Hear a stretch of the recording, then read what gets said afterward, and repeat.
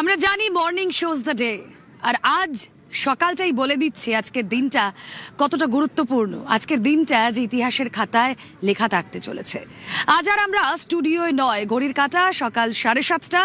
আমি রুমেলা এই মুহূর্তে রয়েছি ব্রিগেড প্যারেড গ্রাউন্ডে। ব্রিগেড প্যারেড গ্রাউন্ডের সহকর্মী সুব্রতকে একবার বলবো এখানে কর্মী সমর্থকরা যারা ভিড় করেছেন তাদের মুখগুলো একবার দেখাতে, তাদের সঙ্গে কথা বলবো। তাদের মধ্যে একটা উচ্ছ্বাস রয়েছে, তারা সকাল থেকে জয় শ্রীরাম ধ্বনিতে মুখরিত করছেন ব্রিগেড প্যারেড গ্রাউন্ড। তারা কোথা থেকে এসেছেন, তারা আজ কার বক্তব্য শোনার জন্য মুখিয়ে রয়েছেন, একটু তাদের সঙ্গে কথা বলবো। কোথা থেকে এসেছেন দাদা? পুরুলিয়া ডিস্ট্রিক্ট বেগমকুদা গ্রাম। পুরুলিয়া বেগমকুদা গ্রাম। কার বক্তব্য শোনার অপেক্ষায় আজ? আর শুভেন্দুদার অপেক্ষায়। আচ্ছা, আপনি কোথা থেকে? আমি বারুইপুর থেকে এসেছি। বারুইপুর থেকে হ্যাঁ। এসেছেন। কার অপেক্ষা? আমি প্রধানমন্ত্রী আর শুভেন্দুদাকে অপেক্ষা করছি বেশ। দেখার জন্য। এখানে যারা রয়েছেন, এখানে তো স্টল রয়েছে, ঝালমুড়ি না মিষ্টি? ঝালমুড়ি ঝালমুড়ি ঝালমুড়ি ঝালমুড়ি ঝালমুড়ি ঝালমুড়ি। এই যে একটা জয়ের আনন্দ, সেই জয়ের আনন্দে আপনারা কি বলবেন, কি স্লোগান তুলবেন?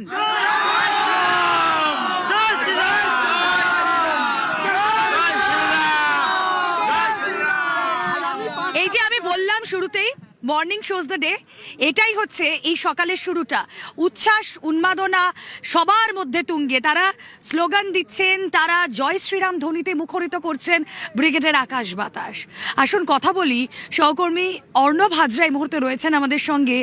অর্ণব, এই দিনটার সিগনিফিকেন্স কতটা আগামী দিনে আগামী প্রজন্মের কাছে সত্যি কতটা, সেটা বোধহয় আমরা এখনই ধারণা করতে পারছি।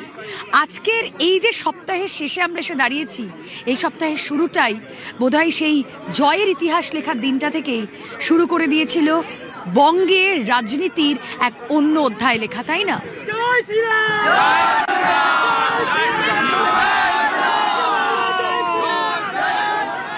রুমেলা, একেবারে তাই।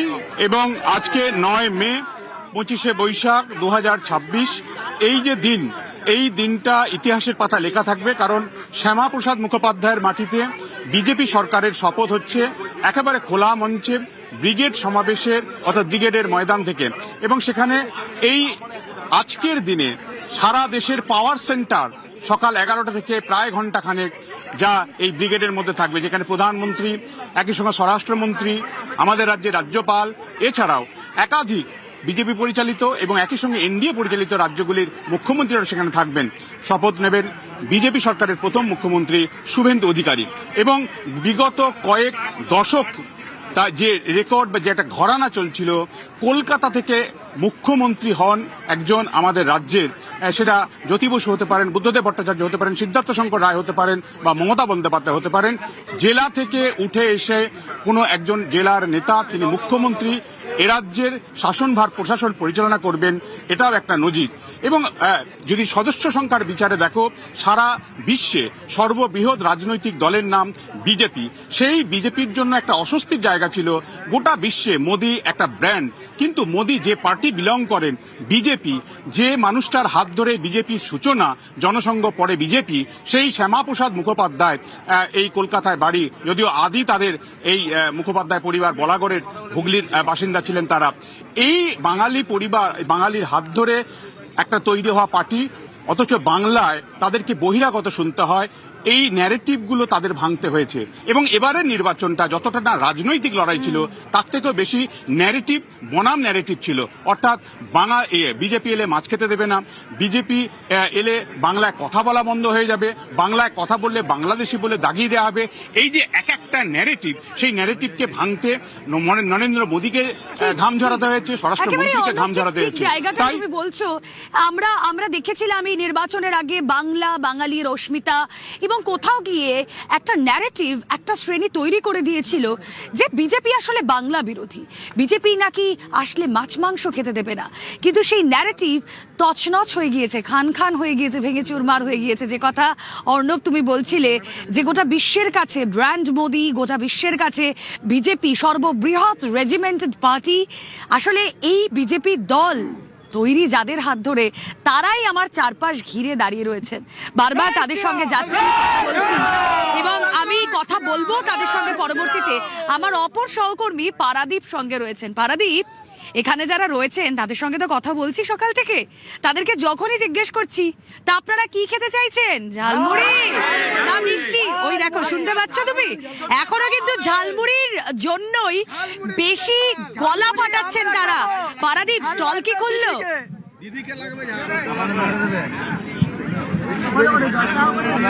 একদমই রুমেলা, বাঙালির সকাল কাতরা সাধারণত সারে রুটি তরকারি দিয়ে, কিন্তু আজকের দিনটা বাংলায় নতুন সকালের দিন, বাংলায় নতুন যে সরকারের শপথ গ্রহণের সকালে বাঙালি কিন্তু রুটি তরকারি সরিয়ে সরাসরি ঝালমুড়িতে চলে এসছে।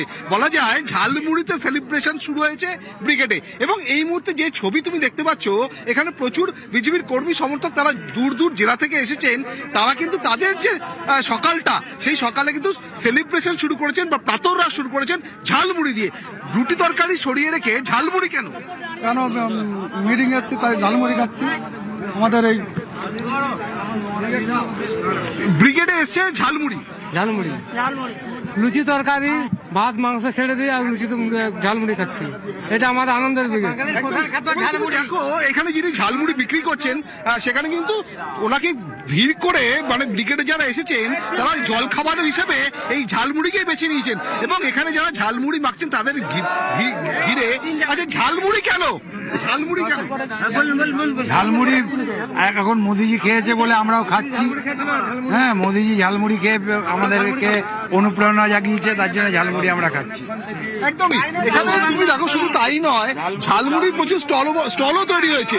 আমি তোমায় দেখানোর চেষ্টা করব যে এই ব্রিগেডে এবারে ঝালমুড়ির সঙ্গে ট্রেন বজায় রেখে, সেই তাল সামঞ্জস্য রেখে তার সঙ্গে কিন্তু ঝালমুড়ির বড় বড় ট্রেনও তৈরি করা হয়েছে। এবং এই যারা আসছেন এখানে, তারা অনেক সকালে এসেছেন, বিভিন্ন দূর দূর জেলা থেকে এসেছেন আজকের সকালে এই ব্রিগেডে, শপথের ব্রিগেডে সাক্ষী থাকতে। সকালটা তো খাওয়া দাওয়া দিয়ে শুরু করতে হবে। কিন্তু এসেছেন পারাদীপ, তুমি যখন ঝালমুড়ি স্টলে ঘুরছো, আমি এখানে কথা বলে যা বুঝলাম, এখানে যারা রয়েছেন তারাও কিছুক্ষণের মধ্যেই ঢু মারবেন ঝালমুড়ি স্টলে। তুমি যখন পৌঁছেই গেছো, তখন আমার জন্য একটু ঝালমুড়ি প্লিজ তুলে রেখো।